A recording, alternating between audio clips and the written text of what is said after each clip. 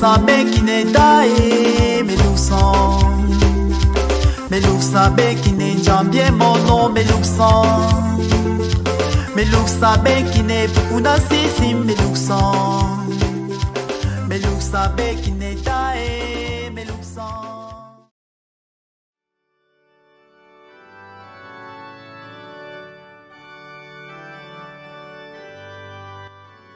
Au nom du Père et du Fils et du Saint-Esprit, la paix soit avec vous.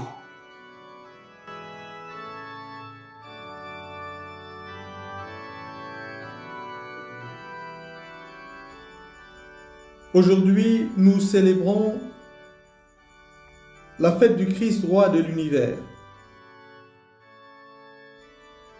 Évangile de Jésus-Christ selon Saint Jean, au chapitre 18, verset 33b au verset 37. En ce temps-là, Pilate appela Jésus et lui dit : « Es-tu le roi des Juifs ? » Jésus lui demanda : « Dis-tu cela de toi-même, ou bien d'autres te l'ont dit à mon sujet ?» Pilate répondit : « Est-ce que je suis juif, moi ? Ta nation et les grands prêtres t'ont livré à moi. Qu'as-tu donc fait ? » Jésus déclara : « Ma royauté n'est pas de ce monde. Si ma royauté était de ce monde, j'aurais des gardes qui se seraient battus pour que je ne sois pas livré aux Juifs. En fait, ma royauté n'est pas d'ici. » Pilate lui dit : « Alors tu es roi ? » Jésus répondit : « C'est toi-même qui dis que je suis roi. Moi, je suis né. Je suis venu dans le monde pour ceci. Rendre témoignage à la vérité. Quiconque appartient à la vérité, écoute ma voix. »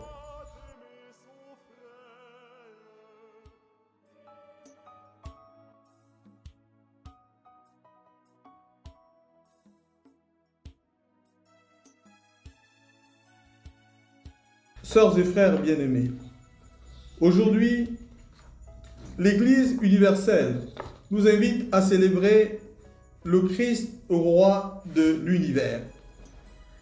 La royauté du Christ, notre Sauveur, n'est en rien comparable à celle de l'histoire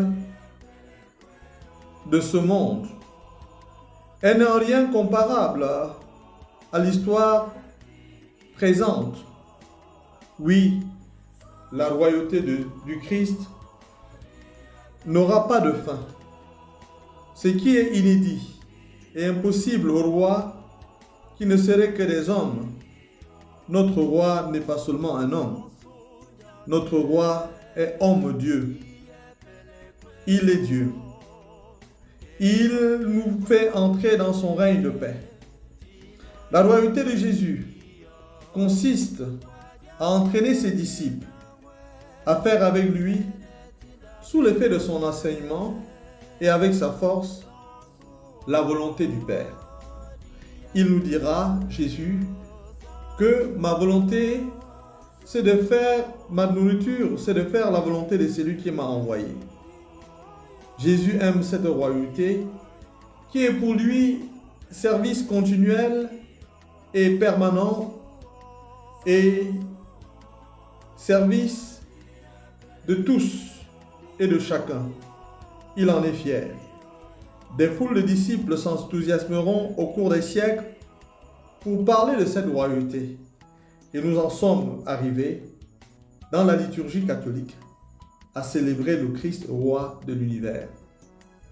Mais comme nous l'avons entendu dans l'Évangile, Pilate refuse de discerner le trésor que peut être l'accueil de la royauté de Jésus dans sa vie d'homme.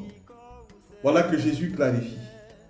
Si ma royauté était de ce monde, mes gardes auraient combattu pour que je ne sois pas livré aux Juifs. Jésus est clair. Sa royauté est son service. Sa royauté est sa vie. Sa royauté n'est pas de ce monde. Cette royauté de Jésus a son origine en Dieu. Elle n'est pas d'ici.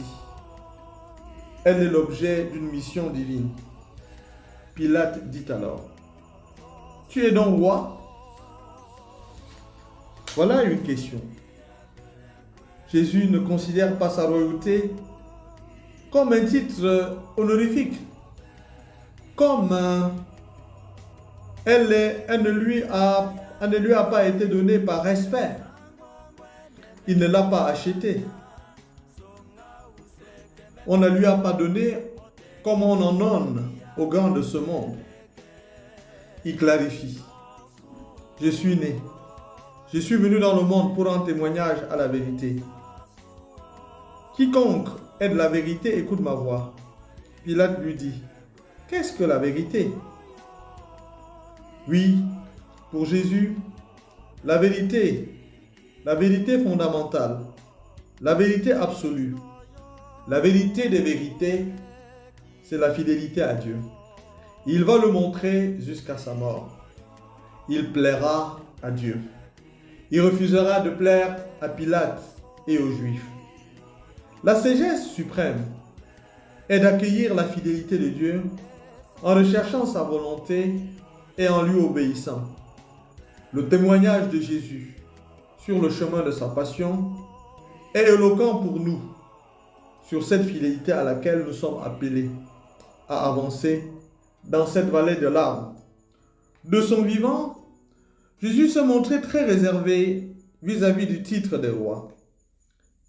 Il est le Messie, mais il doit accepter de se dépouiller de ses résonances politiques pour révéler la royauté qui n'est pas de ce monde et qui se manifeste par le témoignage qu'il rendra à la vérité. Tout quitter pour suivre Dieu. Voilà le vrai roi. Voilà la vraie royauté.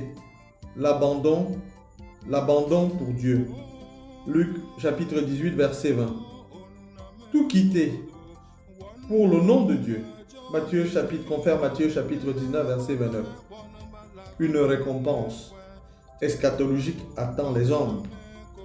Jésus nous rassure qu'il dispose pour son royaume comme le Père en a disposé pour lui, pour quiconque aura quitté père, mère, enfant à cause de mon nom. Oui, nous l'avons compris et nous devons le comprendre en ce dimanche. La grâce est donnée. La grâce passe et ne repasse pas. La grâce de cette fête, c'est que nous puissions nous souvenir que nous sommes rois, que nous sommes au service de l'amour de Dieu, que nous sommes au service des uns des autres. Il faut la saisir, cette grâce. Jésus n'a en effet rien retenu pour lui. Le Fils de l'homme n'a pas retenu le rang qu'il égalait à Dieu. Il a pris la condition de l'homme. Il s'est fait serviteur parce qu'il est venu pour servir. Il est mort en rançon pour la multitude. Célébrons aujourd'hui, sœurs et frères, le roi de l'univers.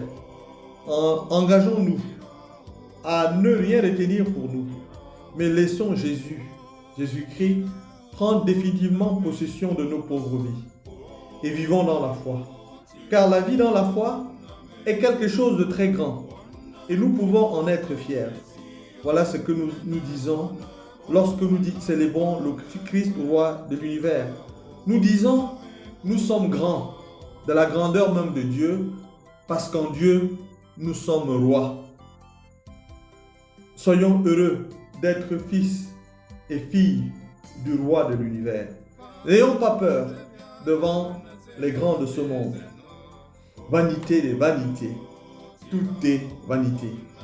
Pour me faire comprendre, permettez que je prenne une image empruntée au langage cinématographique. Vous avez tous, frères et sœurs, un jour regardé un film western. Ça bouge, ça remue. Il y a un coup de feu. Et voilà sur l'écran, vous voyez affiché F-I-N, fin. Une dernière image et le héros se fige. Eh bien, c'est cela le jugement. Nous vivons, nous avons des tas d'activités, nous avons même des titres, nous avons des fonctions, bonnes ou mauvaises. Un jour, ne l'oublions pas, l'écran de notre vie, sur l'écran de notre vie, nous verrons écrire ou d'autres verront écrire fin, F-I-N. Et d'un seul coup, notre image sera figée et on va pleurer en disant il est mort ou elle est morte. Serait-ce l'image de celui qui aura appris à aimer? Serais-je l'image de celui qui a fermé ses yeux, ses oreilles, son cœur à l'appel des petits? Serais-je l'image de celui qui a dit, Seigneur Jésus, tu es mon tout, tu es mon tout, et sans toi, je ne suis rien. Saint Jean de la Croix nous l'a dit. Au soir de notre vie, nous serons jugés sur l'amour. Au soir, on t'examinera, ma sœur, mon frère, sur l'amour.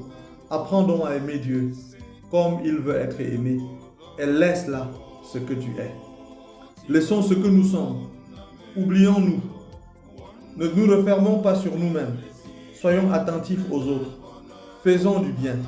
Cultivons la gratuité. Et disons à nous-mêmes, il n'est pas facile de faire le bien. Alors, sœurs et frères, réexaminons cette année liturgique. Regardons ce que nous avons vécu. Demandons-nous si nous avons vécu selon l'amour de Dieu. Confions tout cela à sa miséricorde et à sa tendresse. Et avec la grâce de Dieu, avancions sur le chemin de l'amour. Et que cette année nouvelle qui s'ouvre, l'année liturgique nouvelle qui s'ouvre, soit pour nous une année où tout sera beau, où nous marcherons sans fausse honte ni détour vers le royaume de Dieu. Amen.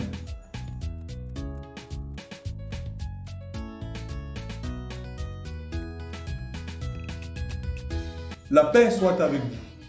Que la bénédiction du Dieu Tout-Puissant, Père, Fils et Saint-Esprit descendent sur vous et demeurent toujours. Bonne fête du Christ, roi de l'univers à tous.